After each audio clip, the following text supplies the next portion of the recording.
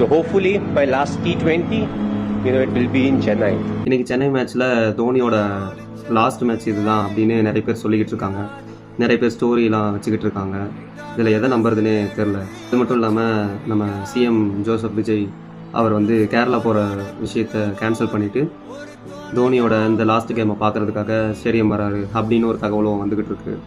இதில் எதுவும் உண்மை பொய்ன்னு தெரில. இன்னொரு பக்கம் அஸ்வின் வந்து இன்றைக்கி அது நடக்காது அப்படின்னு ஸ்டோரி வைக்கிறாரு. இந்த ஐபிஎல் 2026 இதுதான் சிஎஸ்கேவோட லாஸ்ட்டு ஹோம் கேமு. ஒருவேளை அந்த மனுஷனுக்கு இன்றைக்கி தான் லாஸ்ட் ஐபிஎல் மேட்சாக இருந்தது அப்படின்னா அந்த மனுஷன் தோனி அவர் வந்து சின்ன வயசுலேருந்து நமக்கு நிறைய விஷயங்களை இந்த கிரிக்கெட் ஃபேன்ஸுக்கு வந்து நிறைய நல்ல விஷயங்களை வந்து மெமரியாக கொடுத்துருக்காரு. அவருக்கு எந்த விஷயமுமே ப்ராப்பராக ஒரு எண்டாக நம்ம கரெக்டாக அமைஞ்சதில்லை அவருக்கு. ஒருவேளை இந்த ஐபிஎல் மேட்ச் இன்றைக்கி நடக்கிற மேட்ச் தான் அவரோட கடைசி கேம்னா அந்த கேம் வந்து அவருக்கு ஒரு பெஸ்ட்டு ஃபேர்வெல்லாக இருக்கணும் அப்படின்னு நான் ப்ரே பண்ணிக்கிறேன். நம்ம எல்லோரும் சேர்ந்து அந்த பெஸ்ட்டு கேமை அவருக்கு கொடுக்கணும்னு நம்ம ப்ரே பண்ணிப்போம்.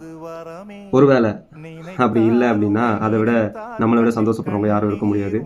எப்போவுமே நமக்குள்ளே இருக்கிற ஒரே ஆசை டெஃபினெட்லி நாட் இந்த வேர்டு மட்டும்தான் நம்ம மனசுக்குள்ளே ஓடிக்கிட்டே இருக்கும். லெட்ஸ் சி, பார்ப்போம். மேட்ச் ஆரம்பிக்க இன்னொரு 1 hour இருக்குது. ஆரம்பிக்கும் போது தெரிஞ்சிடும் அது இன்னைக்கா இல்லை டெஃபினெட்லி நாட்டா அப்படிங்கிறது. இன்பம் தந்த கண்ணீரோ